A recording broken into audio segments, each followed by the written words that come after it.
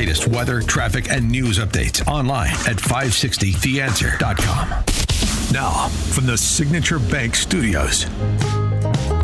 If you're looking for the latest news, insight into what it means, and the sharpest opinion, there's only one station in Chicago where you can turn, and it's this one. We're AM 560, The Answer.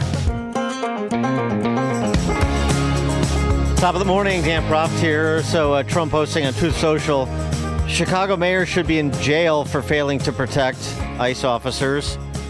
Governor Pritzker also. All right, we got everybody trying to arrest everybody.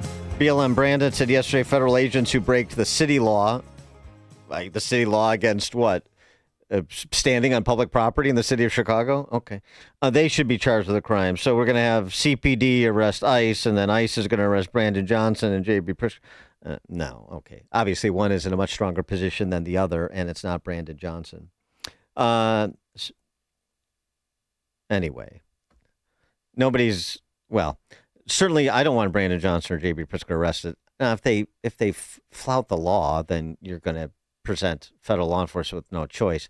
I suspect they are smart enough not to do that, and the last thing you want to do is sort of make them a cause celeb if there is not a compelling basis to do so.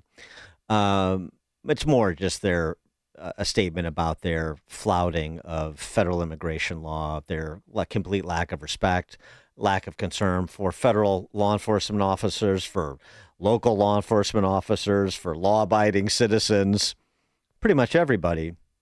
This was in part the topic of conversation, pointed as it was, between Saka Durbin, our senior senator, outgoing, sadly. He, of course, got wind yesterday that the members of the Texas National Guard on their way to Illinois, and they've arrived. They are at the Reserve Base Training Center in Elwood in Will County, a pending deployment. And the exchange about that between Durbin and AG Bondi in committee yesterday. The word is, and I think it's been confirmed by the White House, they are going to transfer Texas National Guard units to the state of Illinois. What's the rationale for that? Yeah, Chairman, as you shut down the government, you voted to shut down the government, and you're sitting here, our law enforcement officers aren't being paid. They're out there working to protect you. I wish you loved Chicago as much as you hate President Trump. And currently, the National Guard are on the way to Chicago. If you're not going to protect your citizens, President Trump will. Zing. She wasn't done. Your city has a murder rate 5 times higher than New York's. 571 homicides last year. If you were serious about protecting your people, you would be asking this administration for help. You're saying that we're coming into your state and your city.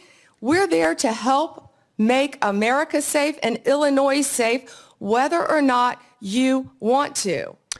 Well, right. So there's sort of two issues, of course, under the heading public safety. One is American citizens committing crimes in the streets of Chicago and elsewhere.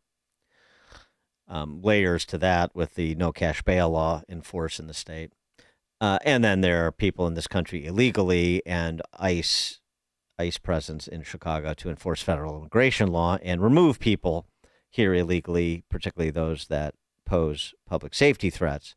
But just on the matter of the domestic piece of this, you know, if you're a United States Senator, wouldn't you want to be offering the news to your state and to a major metropolitan area in your state, the residents of that area, that Marsha Blackburn offered about Memphis, Tennessee in the same committee hearing? We had 503 arrests with the FBI task force in July and August.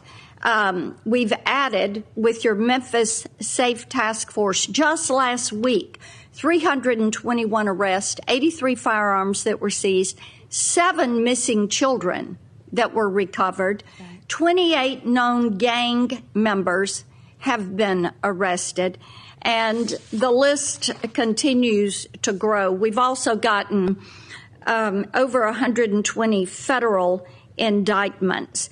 But this is really quite a success story, and I think that cities like Portland and Chicago are missing out by not having this coordinated, focused effort, and the fact that there are 13 federal and state agencies working together to make Memphis safe again. Yeah, it's even worse when it comes to Pritzker and to a lesser extent Brandon Johnson than hating Trump more than you love your constituents. It's pursuing your political ambitions is more important to you than providing for the safety of your constituents, right? Because that's what's really going on here. Both Pritzker and to a lesser extent Johnson believe their ambitions are best served by being iconoclastic in the direction of all things Trump administration related and competing with one another to see who can be the most outrageous, the most reckless, rhetorically and through executive orders, like, the ice-free zone of Chicago. That's the interest they're going to serve at the expense of additional resources that could provide for enhanced safety. That's the real indictment, it seems to me. For more on the topic, pleased to be joined by Will Chamberlain, who's the senior counsel at the Article 3 Project. Will, thanks for joining us. Appreciate it. Thanks for having me. So the deployment of the National Guard, of course, this is being litigated in federal district court in Oregon and federal district court in Illinois. Do you expect that the Trump administration will be successful in arguing that the president does have the power, even over the objection of a state's governor, to deploy the National Guard for the purposes of protecting those enforcing federal immigration law? Yeah, this won't be a close question. Under 10 U.S.C. 12406, the president can call it the National Guard when there's rebellion or a risk of rebellion, or when he feels that his current personnel are unable or hindered in enforcing federal law. I think you could probably make both of those claims plausibly, and certainly the latter claim plausibly in both Chicago and Portland. I don't think this will be a close question. I think it probably gets slapped down by the Ninth Circuit, this recent ruling in Portland by a local federal judge there. And if it gets to the Supreme Court, there's just no question. President Trump has this authority, and the Supreme Court's not going to start a constitutional crisis saying that he doesn't have the right to protect federal personnel in federal facilities with federal troops. And is that the bright line? It's got to be in furtherance of enforcement of federal law enforcement and those enforcing federal law. Is that the bright line? So if you get into being part of an FBI task force that is trying to sort of level up local charges to being federal charges with respect to U.S. citizens who committed crimes, whether it's in Memphis or Portland or Chicago, then that's where the line gets crossed? I think so. It's the idea that the National Guard can't just be. You don't just get to randomly impose martial law, but that's not what he's doing. Right. For example, in Portland, he wanted to send up, all the complaining about, it's a federal takeover of the city. He was invoking the right to send 200 National Guard troops to Portland. That's not actually that many people, and the reason is because the problem is surrounding the ICE facility in Portland, where there's protests day by day, and it's making very difficult to enforce the law there. So, and moreover, there's a limited number of personnel who work specifically on protecting federal buildings. It's called the Federal Protective Service, only about 1,000 such officers in the whole country. And they're working in Portland. There's like 100 of them working flat out 12-hour shifts, 7 days a week. They need a break. So this is all about, increasing the number of personnel, freeing up Federal Protective Service to do more of their actual law enforcement responsibility, arresting people, finding people, bringing them in for what they did on federal property, and also just letting them get some sleep. Well, and in Portland, too, I assume sort of the local contextual factors would matter, although they didn't seem to matter to the district court judge in Oregon. But, we've all seen it in Portland, where Antifa and other professional agitators have attacked federal buildings, have firebombed federal buildings previously during COVID, the George Floyd, et cetera, the protest du jour. So it's not like this is sort of a bucolic urban center that is just experiencing its first level of civil unrest associated with ICE enforcing federal immigration law. We know who is in Portland, and we know what they've been doing for a long time. And so the idea of support for protection of federal property and for backing federal officers seems to be, that contextual factor seems to be important, just as the stand down order that was given in Chicago over the weekend seems to be important. Yeah, I mean, we've seen this in Portland before. We know that there's like a certain amount of lawlessness in that city. It's also things have gone really downhill. Crime is rampant. I mean, you can tell how bad things are by the fact that Portland's had the most precipitous decline in commercial real estate prices in the country, I think. I mean, they can't give it away because it's just not safe on the streets. The people don't want to work in downtown Portland. They're stumbling over drug addicts and criminals. So that's a broader problem in Portland, but specifically you just have, daily lawlessness surrounding the ICE facility, and Portland police have abdicated their responsibility. They're like, we're not going to help you. And not only are we not going to help you, we're going to litigate against you to prevent you from bringing in additional resources to give your guys a break. I mean, it's actually really appalling when you think about it. Yeah. I wanted to get your legal opinion on this other matter, this revelation this week by Republican senators, thanks to the work of Kash Patel as well as whistleblowers, that Jack Smith and company had obtained the phone records of sitting members of Congress, mostly senators, mostly Republican senators, and one Republican representative. Ron Johnson was on with Laura Ingraham last night. He talked a little bit about it and what the problems are starting with the FBI. As it relates to the seizing of our phone records, who knew about it? Who approved it?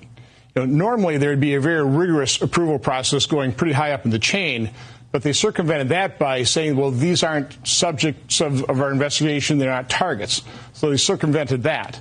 So this is an outrageous violation of the separation of powers. We need to know who knew what and when they knew it. Now, Laura, there are plenty of people still in the Jack Smith prosecution team. They're still burrowed into the FBI.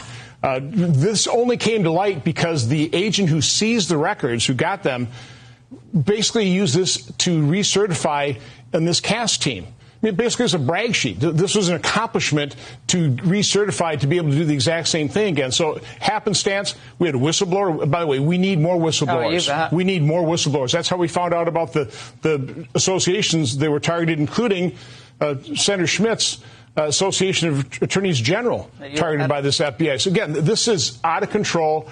The Biden administration, the Obama administration have weaponized government 10 times what Democrats are falsely accusing the Trump administration of doing.